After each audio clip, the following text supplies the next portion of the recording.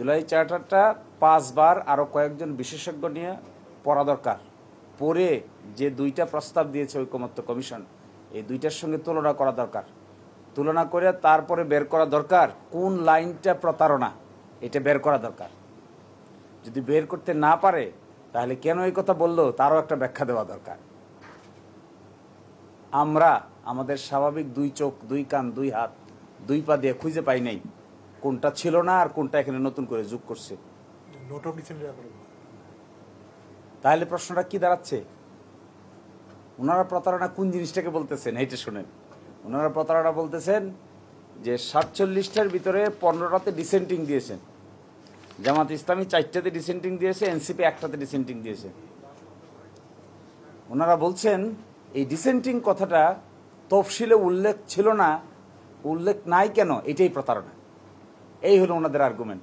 2-1টা আছে শুধু গুরুত্বপূর্ণ আমি দেখি, সেটা কি? সেটা হলো 10 বছরের বেশি কেউ প্রাইম মিনিস্টার থাকতে পারবেন না, গ্যাপ দেওয়া হোক একসাথে হোক, এটা একটা গুরুত্বপূর্ণ। আর আরেকটা বলছেন বিরোধী দল থেকে ডেপুটি স্পিকার হবেন, আর বিরোধী দল থেকে পার্লামেন্টারি স্ট্যান্ডিং কমিটির সভাপতি হবেন, কয়েকটা পার্লামেন্টারি স্ট্যান্ডিং কমিটি। তো এতটুকু সংস্কারের জন্য এতটুকুর জন্য জুলাই দরকার আছে, গণ অভ্যুত্থানের প্রয়োজন আছে। আমি কনক্লুশনটা এভাবে ড্র করি, আমি কথাগুলি একটু ব্যঙ্গাত্মক শব্দ ব্যবহার করেছি, এটা করেছি বোঝার জন্য, কাউকে হার্ট করার জন্য না। কারণ ওই প্রসেসটার মধ্যে অংশগ্রহণ করে আমি নিজেও খুব ক্ষিপ্ত হয়ে গেছিলাম আর কি, যে এটা কি হচ্ছে, এখন কেন এটা বলা হচ্ছে। ঐকমত্য কমিশন সরকার কি রিকমেন্ডেশন দিয়েছে? 2 সেটস রিকমেন্ডেশন। একটা বলেছে একটা ড্রাফট হবে, ড্রাফটটা ভোটে যাবে। আরেকটা বলেছে ড্রাফট হবে না, প্রস্তাবটা যাবে, তার সঙ্গে হলো শিডিউল আকারে অ্যাড থাকবে।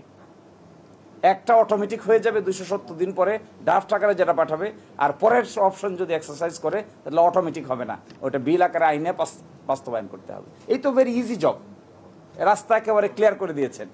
এখন এসে আমিত্বের জায়গাটা কম্প্রোমাইজ করতে পারলেই হয়ে গেল। আমি এটাকে এভাবে দেখছি না, আমি এভাবে দেখি যে এটা কোনো ফান্ডামেন্টাল বিষয় নয়।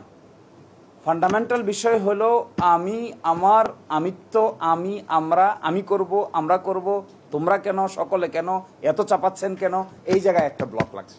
এই রাষ্ট্রটা সংস্কার করার জন্য যে ধরনের আলোচনা হয়েছে, এই আলোচনার জায়গাটাকে সকলের স্বার্থে, দেশের স্বার্থে যাক না, গণভোটে পাশ হোক, পার্লামেন্টে উঠুক, চেঞ্জ হয়ে যাক।